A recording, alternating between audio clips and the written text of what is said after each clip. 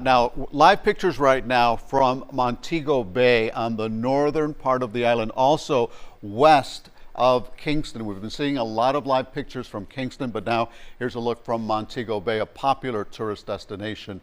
Of course, those hotels, many of them have been evacuated, or people are just hunkering down through this storm. And CBS News Miami's Jason Allen picks up our team coverage now from the town of Portmore. That is just to the west of Kingston. Jason, what are conditions like there now?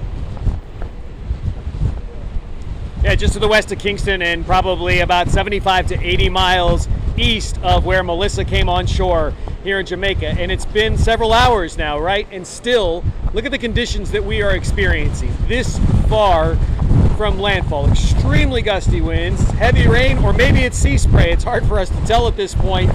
And this storm is still continues to move so slowly. It's going to be several more hours until it gets fully across this island. Hurricane Melissa slammed into Jamaica with winds up to 185 miles per hour and heavy rains. Today will be very difficult for tens of thousands, if not millions of people in Jamaica. Roofs will be tested, floodwater will rise, isolation will become a harsh reality for many. The National Hurricane Center issued a dire warning. Within the eye wall, total structural failure is likely. This video U.S. Air Force hurricane hunters took inside the storm shows a massive wall of clouds.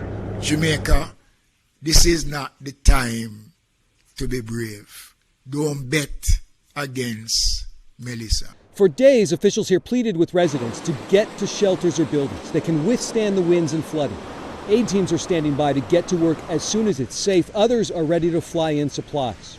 Jamaicans living in the U.S. are watching the storm closely. Minneapolis restaurant owner Tommy Beavis says he's been in constant communication with family and friends back home. They've been doing a good job stocking up on food, and we're just hoping that they have enough. And then the aftermath of the hurricane, with the flooding, with the devastation, we're hoping that they will have the resources for the immediate recovery as well as the long-term rebuilding. Melissa's next target, Cuba. Authorities there say they've already evacuated more than 500,000 people from low-lying areas.